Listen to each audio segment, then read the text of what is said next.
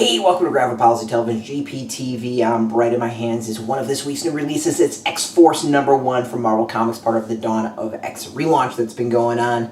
And this one's kind of for me. So it's written by Benjamin Percy. The art is by Joshua Cassara. Dean White is colorist. Joe Caramagna is the letterer. Tom Muller is doing the design. So X-Force has, quite a history when it comes to Marvel Comics and the X-Men line. I mean, I read it from when it was New Mutants transferring over to X-Force and quite a few of the iterations since. And overall, to me, this is one of the weaker versions and debuts of the series. So it was set up in all the pitches that this is like a kind of a covert force as well as an intelligence gathering unit. And the comic starts off really well. The comic beginning is exactly what I was looking for. Tons of actions, really kind of great kind of undercover work, really solid, going in and looking at threats. And then the comic shifts in that it starts telling the story of who will basically make up this team, really focused on Black Tom Cassidy, I think going over the top, justifying as to why he'd be a member of this team.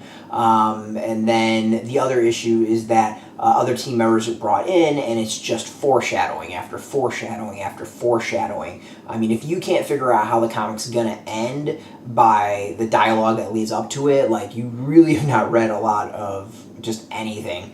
The comic is just, I think, poorly executed. It doesn't get to the point. The latter half should have happened much sooner. It's just a comic that, in the end, I think doesn't quite deliver like it should deliver.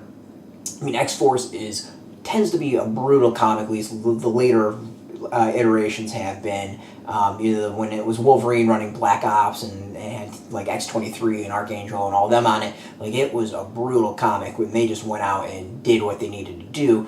This one is them kind of sitting there going, hey, bad things are going to happen, and then the bad things generally happen.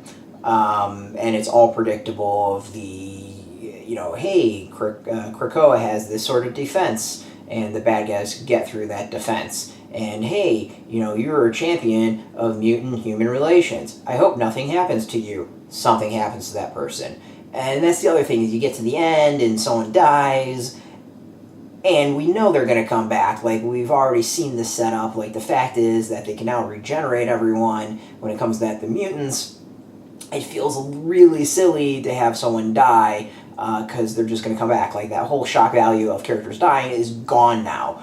This is something that's kind of left the X-Men. It's always someone died, and how are they going to come back? We know how they're going to come back. So all that's just kind of, I think, sucked out of the air. So this one just kind of left me very it's just not it felt something very missing. The fact that everything seemed to be foreshadowed and it doesn't quite congeal quick enough is my issues. It's just a bunch of vignettes focused on the characters, feeling like it kind of justifies them coming in, as opposed to, hey, we know we have threats, just go out and do something. So it's a lot of kind of just setup, but the thing is that just telegraphs the setup all the way. So this one, story-wise, is kind of very mad for me. The art is pretty cool. I'm not going to show off that because that is a spoiler as to the opening. We get a meeting of a whole bunch of racist and horrible people, or I guess mutinists, whatever, mutant haters. So that's kind of the art's good there. I thought that kind of depiction of Wolverine was a little weird. But the scenes is good art. It's very fitting for X-Force, if that makes sense. X-Force is always supposed to be very gritty style.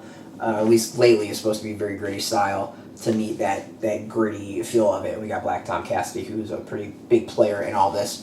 And here, we got security features of Krakoa. So, of course, all those are going to go out the window. The comic for me is way too much foreshadowing. It doesn't get to the action quick enough. It doesn't congeal as a team. It focuses on individuals way too much. And it feels like it's justifying as to why they're on the team, as opposed to, here's the team, here's the roles, let's get going. It's just, it's a no for me. the weakest of the bunch when it comes to Dawn of X so far. You know, if you really enjoy the characters, go for it, but this one just, it didn't work.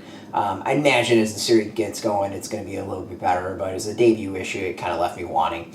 It's out in comic shops now after that fantastic review. I'm sure you're running out to go get it. You should go get in comic shops, though. Go support your comic shop. There's a link beneath this video. Put in your zip code. Tell if a shop's near you. No shop, no problem. We do have some affiliate links. There are affiliate links, so we get a small percentage of that by doing that. You help support our site, so thanks so much for that. But really, you should go support your comic shop. And speaking of support, I want to thank Marvel for hooking us up with this review copy. You always appreciate it, and thank you for watching. Now, if you're into Marvel, if you're into comics, check us out every single day at graphicpolicy.com. We're on Twitter, Facebook, YouTube, Tumblr.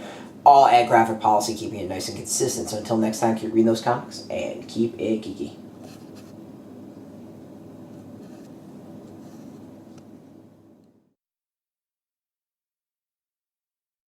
Hey, thanks for watching the previous video from Graphic Policy Television. Just by watching, you help support our site. Thank you so much. Now, if you're watching these videos, you probably care about geeky things like movies, television, comic books, toys, games, video games, you name it. You can go and subscribe right now to our YouTube channel to stay in touch and catch all the new videos, or check out our website at graphicpolicy.com. There's a nice link on this end of the video. But as always, thank you for watching. Keep on rocking and keep it geeky.